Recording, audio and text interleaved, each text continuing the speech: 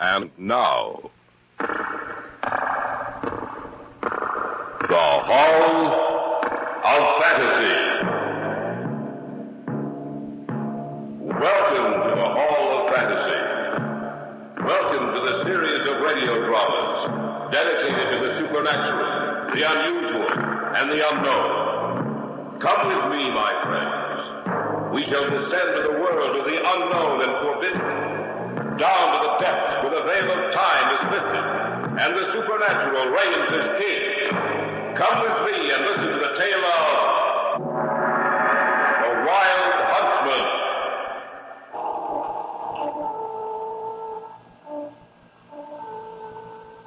Never heard that sound before. It's so strange. Not like anything I've ever heard. It sounded like one of those old horns which called people to the hunt. Listen. To what? Be quiet. Listen. Yes, I hear it, too. Seems to be the sound of a horse approaching this camp. Maybe someone's in trouble. Or perhaps the horse was frightened by something. He's going to come right through the camp. Coming through the trees. Watch out! Watch out! You're right!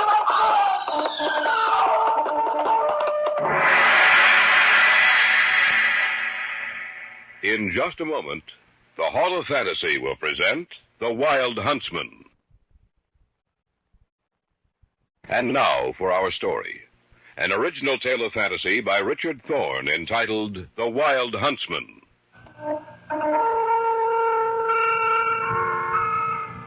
There is an old legend about the Wild Huntsman.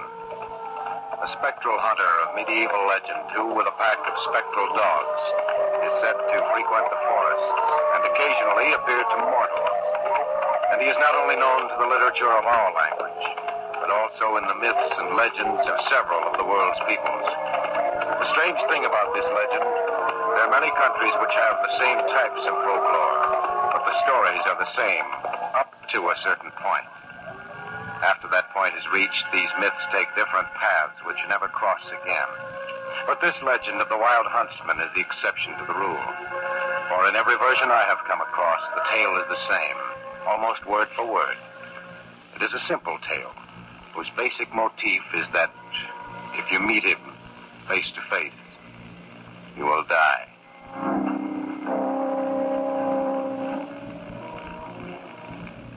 I was over at Jerry and Helen's place. Our conversation turned to hunting. We haven't been up hunting now in almost 3 years. You know, that's right.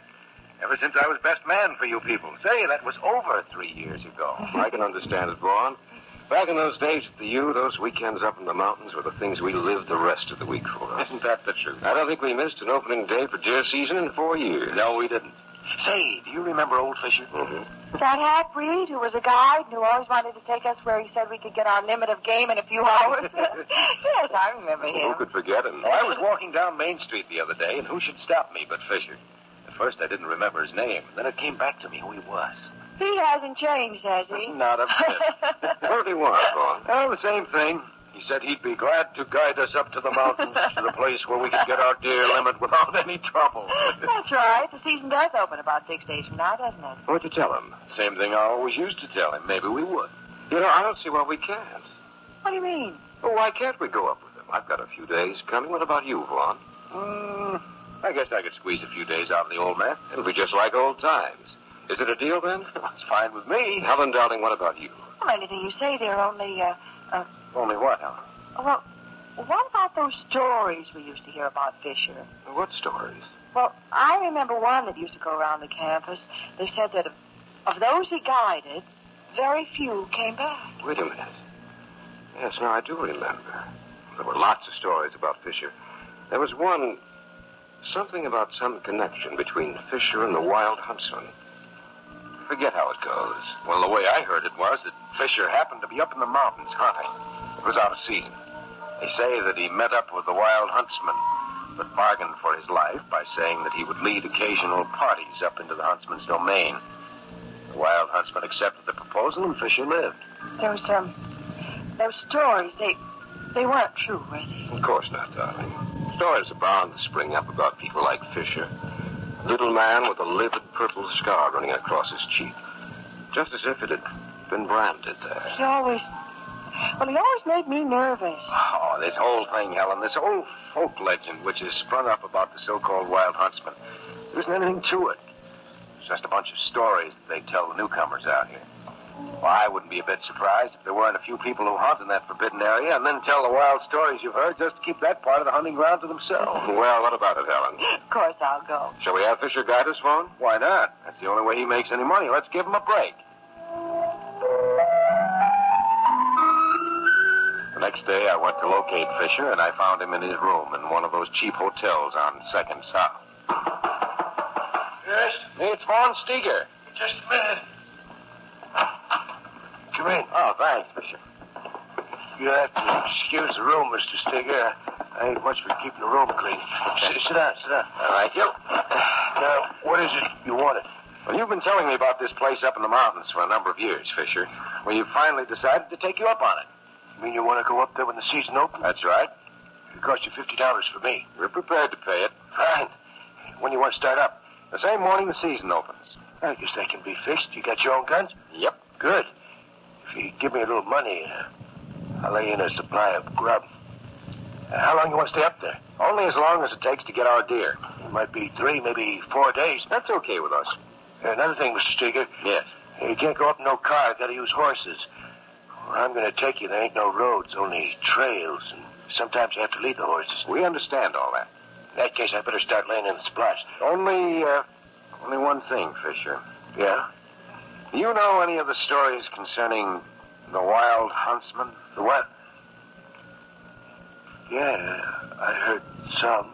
You were connected with the stories I heard, Fisher. Stories about you leading hunters up into the mountains. Hunters who never return. Well, that ain't true, Mr. Steger. Ain't true at all. How did they start? Don't know. But take my word for it, Mr. Steger. It ain't true. What you heard about the wild huntsman.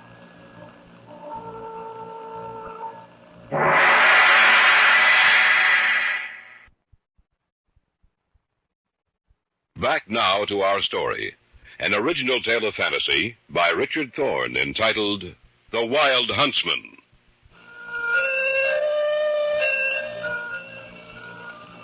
The days passed quickly, and before we knew it, we were ready to leave. Fisher insisted upon getting his fee before the trip started, and though I had some misgivings, yet I could see no reason why he shouldn't receive it. We started out a few hours before the season officially opened. How long will it take us to get up to this place, you know, Fisher? We are here about the middle of the afternoon. Maybe 3, maybe 4 o'clock. But I should imagine that everyone else would have a head start on us. Not in this section of the mountains. What do you mean by that? There ain't many people who come up here. Mark my words. You'll find more than you bargained for up there. How you doing, Vaughn? Fine. What about you, Helen? Oh, I think I'm going to enjoy this trip. Maybe not. What'd you say, Fisher? Huh? Oh, I said she probably would enjoy the trip.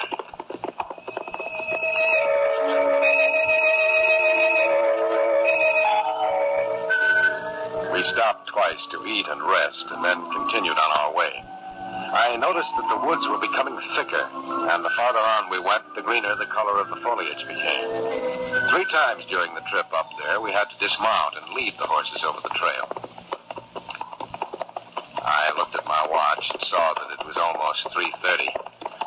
How much farther, Fisher? It's right around the bend in the trail up there. A little clearing with a stream not too far away. We can make camp there. How much farther, Mom? It's right around the bend. Oh, I'm glad of that. I'm not as young as I used to be. Helen's tired, and so am I. We won't be able to get in any hunting today, will we, Fisher? Depends on what you want to do. I think perhaps we should hold that off until early tomorrow morning. Anything you say, Mr. Steger. Oh, there's the campsite. Oh, there. Why, it's beautiful, Fisher. Ain't been but a few people up here to destroy the looks of the land. Whoa. Oh, boy. Oh. Oh, I've never seen anything so beautiful. That's just what I told Fisher. You know, it was worth it. Just to see this place. Well, might as well dismount. Right. Be our hope for a while. All right. Okay.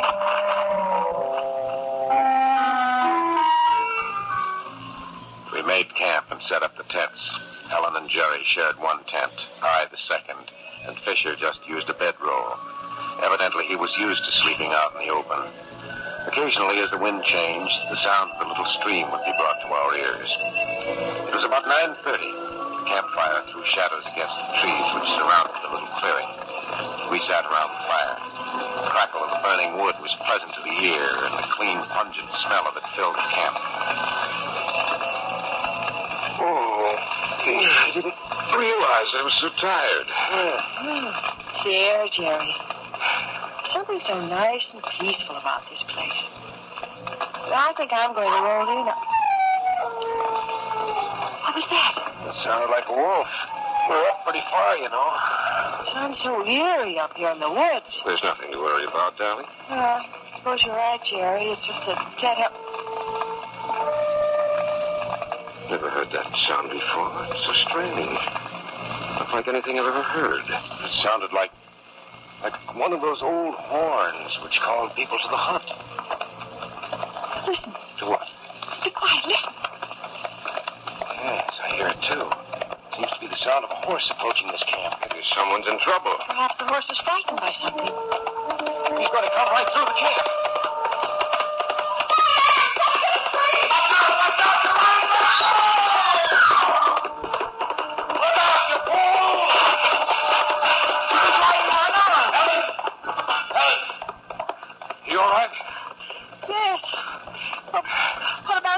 Fine. Go on. I'm okay. What was it, Fisher? I think his horse, whoever it was frightened by the wolf howl. His horse, it was all black.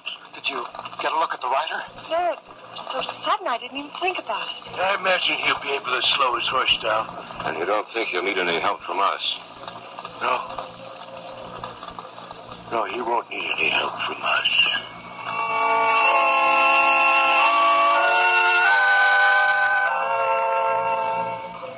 As the hour grew later, a small wind sprang up and sounded its way through the branches of the trees and foliage surrounding us.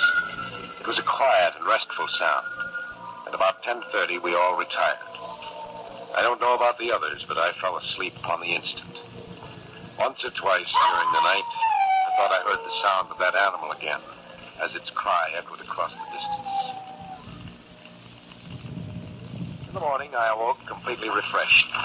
As I dressed, I could smell the odor of bacon and eggs frying over an open fire. The others were about gathering wood, putting camp in order. After we've had breakfast, I think we better break up into two parties. You have a compass with you, haven't you, Mr. Steger? yes. You take the lady with you. He said he wants to go with me today. Yeah, that's right, Vaughn. You can go out with Fisher tomorrow. Well, that's fine with me. You strike out due north, Mr. Steger. Uh-huh. We'll go the other way. Now, don't go too far, though. You might get lost. Don't worry, we won't go too far. Good. Now, let's get started. See you All later. right, bye. Bye, huh? They left camp before we did. A few minutes after we had seen them disappear down the trail, we started out. Our course was due north, which happened to cross the little stream. There was a sort of trail through the trees, and we followed it until we came to the stream. That rider must have crossed the stream right about here last night. Yes, you're right. I wonder who he was. I hope he was able to stop his horse. Fisher seemed to think he would. That horn again. Yes, but it seemed to be quite far away. Well, shall I go on? Yeah, might as well. That log lying across the stream, we ought to be able to cross the stream on that. Don, wait a minute. It sounds like a horse. It is. Where? Over there, see?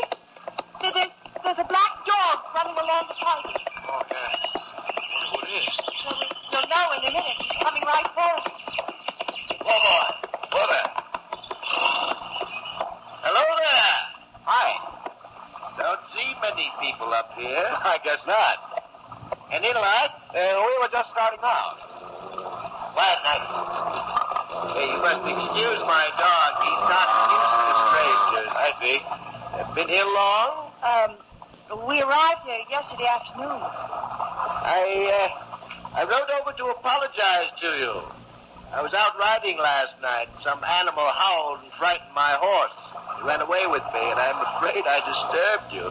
No damage, I hope. No, there was no damage. Good. I imagine Fisher guided you up here? Yes, he did. Good hunting country. Not many know the way up here, but Fisher does. It brings quite a few people up here. I imagine you've heard those nonsensical stories about a spectral hunter, haven't you? Yes. Fisher doesn't seem to believe them, does he? Evidently, you people don't either. It is nonsense, of course. After all, no one's ever seen the wild huntsman and lived to tell about it.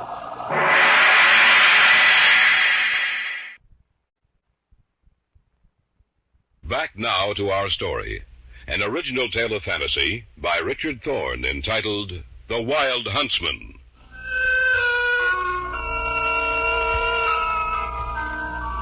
Helen and I stood there, looking up at the black-clothed man who sat astride a coal-black horse. On the ground beside the horse stretched a dog. There was something strange about the three of them, as if they came from another world.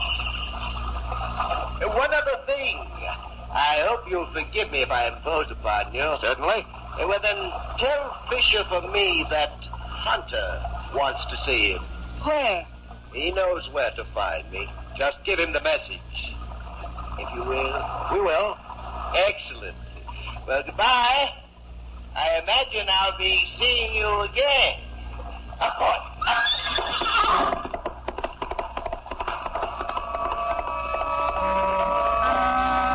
The horseman, trailed closely by the gigantic black dog, galloped away.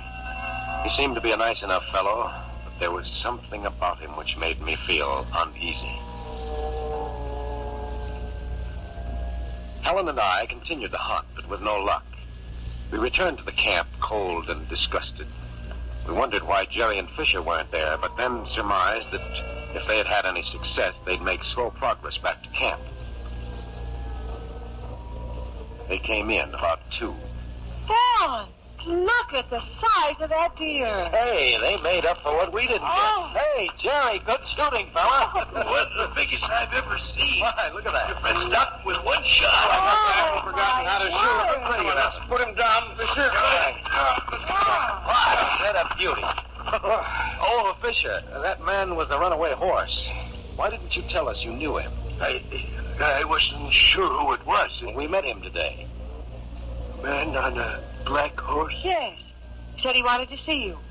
That you knew where to meet him. Said his name was Hunter. Oh, yeah. Mr. Hunter. I'll be back in a while. I don't want him getting angry. He's like a devil when he's angry.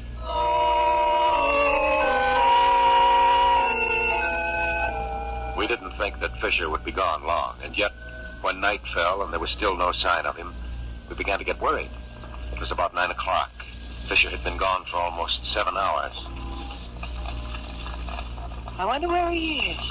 We should get back. He's been gone for almost 7 hours. Well, he knows how to take care of himself. A wolf out in those woods somewhere. Now, there's something about this place. It's beautiful and yet it's so wild. A place where a man doesn't belong. No, Helen. Man does belong here. He came out of the forest himself. Yes, but when he left them, he gave them up. We don't belong here. The wilderness belongs to the animals, to the creatures of... Listen. The horn again. I wonder who... What was that? I don't know. Sounded like the scream of a human being. Wasn't too far away. Maybe we better go take a look. You're right. Get your flashlight. Right. Stay here, Helen. We'll be right back. All right.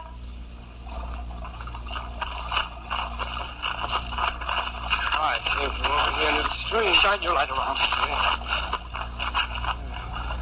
Seemed to be anything. Just a minute. What's that over there? Let's take a look. Might be only a... Good heavens. You don't think... I can't tell. Take a look at his face.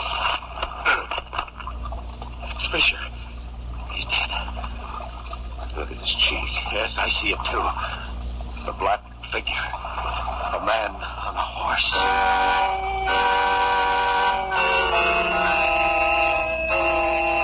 Together we managed to get him back to camp. We had to tell Helen that he was dead, though I would have preferred that she hadn't known. We talked it over and decided to go back in the morning to call an end to this ill-fated hunting party. We decided to divide the night up into shifts at which one of us would stand guard. I drew the first shift. I sat by the fire, occasionally feeding it, feeling alone, terribly alone.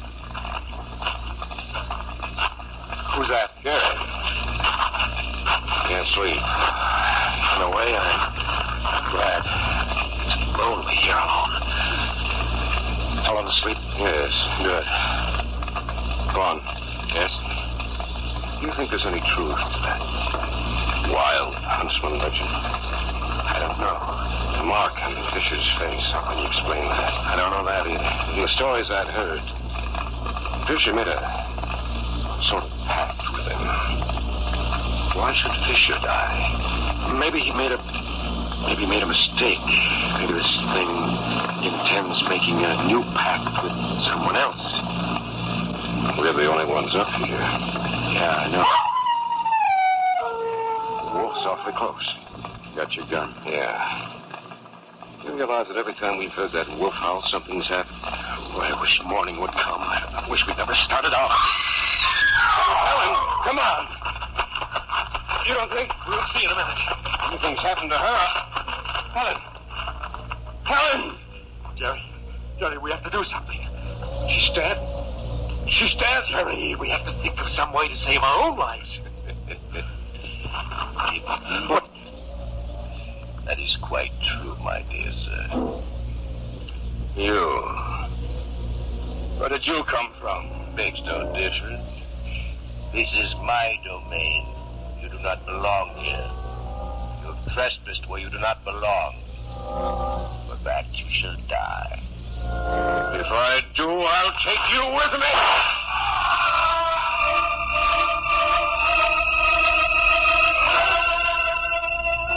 When we ran to Helen after she screamed, we'd carried our rifles with us. Jerry raised his and fired. What happened then, I still don't know. I was sure that the bullet had hit Hunter, and yet he didn't fall. But something happened to Jerry. He screamed and fell lifeless to the ground. Hunter stands there watching me. In these last few minutes, all this, the complete story, has gone through my mind. I'm afraid. Terribly afraid. There's no need to be afraid. You will live, but on one condition. And that is? Fisher made a pact with me. You will do the same. No, I won't. My dear sir, you must. Fisher was getting old, not quite as useful as he once had been. But you will live and bring more like you here to me. Just as Fisher did. Out to the forest and my domain. Out to the realm of the wild Huntsman.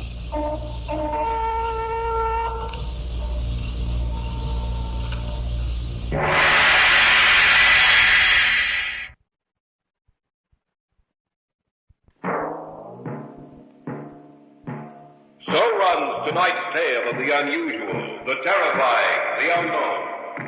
Join us again when next we journey down the corridors of the Hall of Fantasy to hear another strange tale of the supernatural. All characters and events portrayed in these programs are fictional, and any similarity to actual events or persons, living or dead, is purely coincidental.